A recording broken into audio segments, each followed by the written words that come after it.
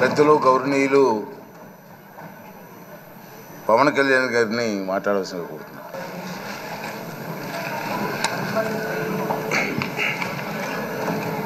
పదహారవ శాసనసభకి ఏకగ్రీవంగా ఎన్నికైన సభాపతి శ్రీ చింతకాల అయ్యన్ పాత్రుడు గారికి హృదయపూర్వక నమస్కారాలు, మీకు శుభాకాంక్షలు. ఇది నేను మొదటిసారి అసెంబ్లీలోకి అడుగు పెట్టడం. ఇలాంటి సుదీర్ఘ రాజకీయ అనుభవం ఉన్న దాదాపు 7 సార్లు ఎమ్మెల్యేగాను, ఒకసారి పార్లమెంట్లో అడుగుపెట్టిన మీకు, Panchayati Raj, technical education, forest, R&B అనేక మంత్రిత్వ శాఖల్ని సమర్థవంతంగా నిర్వహించిన మీకు ఈ సభాధ్యక్షుడు, ఈ స్పీకర్ స్థానంలో కూర్చోవడం చాలా ఆనందంగా ఉంది. ఇన్ని దశాబ్దాలు ప్రజలు రాజకీయ జీవనంలో ఇన్ని దశాబ్దాలు ప్రజలు మీ వాడి వేడి చూశారు.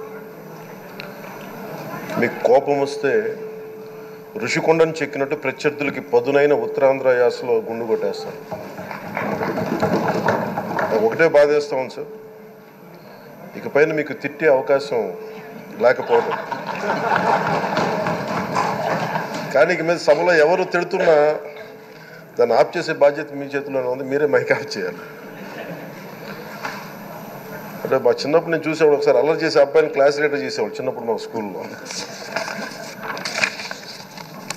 కానీ ఇన్నాళ్ళు ప్రజలు మీ వాడి వేడి పలుకులు, మీ ఘాటైన వాగ్దాటి చూశారు. ఈ రోజు నుంచి రాష్ట్ర ప్రజలు మీ హుందాతనం చూస్తారు. డిబేట్స్ వెనకాల దాక్కుని సంస్కారహీనమైన భాషలని, భావాలని రకరకాల మాధ్యాల్లో విరజిమ్ముతూ ఉంటారు. దాని నియంత్రణ మీ ఆధ్వర్యంలో ఇక్కడి నుంచే మొదలవ్వాలి. ఇందాక సభానాయకులు గౌరవ ముఖ్యమంత్రి శ్రీ చంద్రబాబు నాయుడు గారు చెప్తారు, ఆడబిడ్డలు ఏ విధంగా నలిగిపోయారు ఈ రాష్ట్రంలో గత 5 సంవత్సరాల్లో. చిన్న లేదు, పెద్ద లేదు, ఎవరని లేదు. ఎవరన్నా సరే ఒక మాట మాట్లాడితే వాళ్ళు వ్యక్తిగతంగా దూషణ, సోషల్ మీడియాలో వాళ్ళని క్యారెక్టర్ అసాసినేట్ చేయటం, వాళ్ళు పెద్ద నాయకులు కావచ్చు, కార్యకర్తలు కావచ్చు, లేదా వాళ్ళకి ఎదురు తిరిగి ఒక ఒపీనియన్ చెప్పి ఎవరైనా సగటు మనిషి కూడా కావచ్చు, అది ఇక్కడతో ఈ రోజు నుంచి ఆగిపోవాలి అధ్యక్ష. అది మీ ఆధ్వర్యంలోనే మొదలవ్వాలి. గత ప్రభుత్వం తాలూకు సభ జరిగిన విధానం చూస్తే ఈ వ్యక్తిగత దూషణ ఇవన్నీ చాలా ఇబ్బంది పెట్టే ప్రజలు. ఈ రోజున వాళ్ళకి 11 సీట్లకు పరిమితం అయ్యారు, ఈరోజు లేరు, ధైర్యం లేదు వాళ్ళకి. విజయాన్ని తీసుకోగలిగారు కానీ ఓటమి కూడా ధైర్యంగా కూర్చుకునే వాళ్ళకి స్థాయి లేదు, వాళ్ళకి పారిపోయారు ఇక్కడి నుంచి. భావంలో ఉండే తీవ్రత భాషలో ఉండాల్సిన అవసరం లేదు. భాష మనుషుల్ని కలపడానికి కానీ విడగొట్టడానికి కాదు. భాష విద్వేషం రేపడానికి కాదు, పరిష్కరించడానికి. ఎంత జటిలమైన సమస్య అయినా, భయంకర సమస్య అయినా చర్చల ద్వారా పరిష్కరించుకోవడానికి కానీ వివాదం సృష్టించడానికి కాదు. ఈ సభ ఉన్నది అందుకు. కానీ మనం చూసింది వాళ్ళ దగ్గర నుంచి బూతులతోటి, వ్యక్తిగత దోషులతోటి రాష్ట్ర పురోభివృద్ధిని ఆపేశారు. అలాంటి సభ కాకుండా ఇందాక మన పెద్దలు శ్రీ గౌరవ ముఖ్యమంత్రి చంద్రబాబు గారు చెప్పినట్టుగా ఇది భవిష్యత్తుకి ఇది ఒక ప్రమాణం అవ్వాలి. 2047 వరకు ఇంత అద్భుతమైన స్థానంలో మనకి ఆంధ్రప్రదేశ్ తెలుగు జాతి ఉన్నత స్థాయికి వెళ్ళాలంటే ఈరోజు మనం వేసే ప్రతి అడుగు అది భవిష్యత్ తరాలకు ఒక నిర్దేశక ఒక టచ్ స్టోన్గా ఉండిపోవాలి, గిట్ రాయిగా ఉండిపోవాలి. ఈ రోజున సభలో ఉన్న గౌరవ సభ్యులందరూ చట్టాలు చేయడానికి ఉన్నారు, చట్టాలు ఉల్లంఘించడానికి కాదు. విభేదించడం అంటే ద్వేషించడం కాదు, వాదించడం అంటే కొట్టుకోవడం కాదు.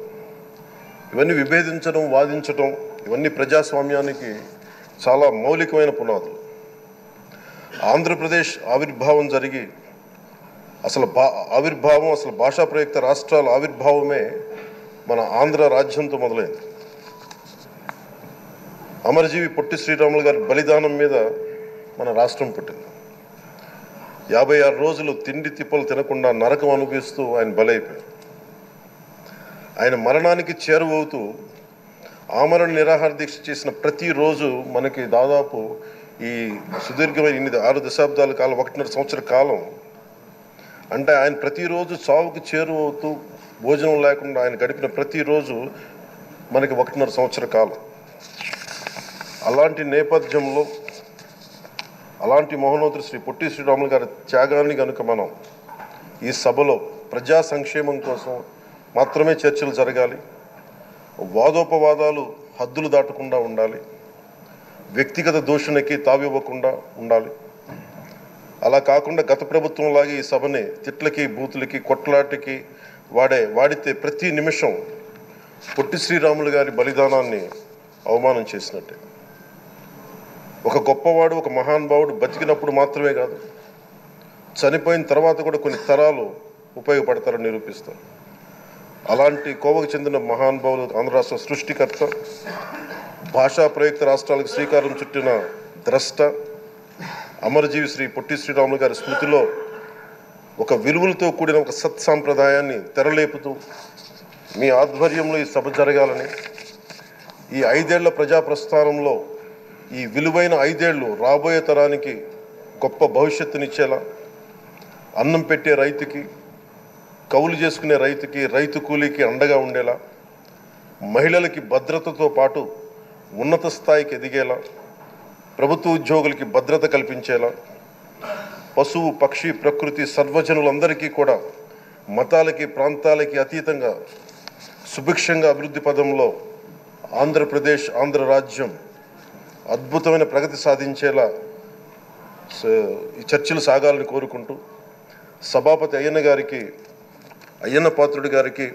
మీ ఆధ్వర్యంలో ఈ సభ ఒక సరికొత్త సాంప్రదాయానికి సత్సాంప్రదాయానికి ఇది తెరతీయాలని కోరుకుంటూ మీకు మరోమారు శుభాభినందనలు తెలియజేసుకుంటాను.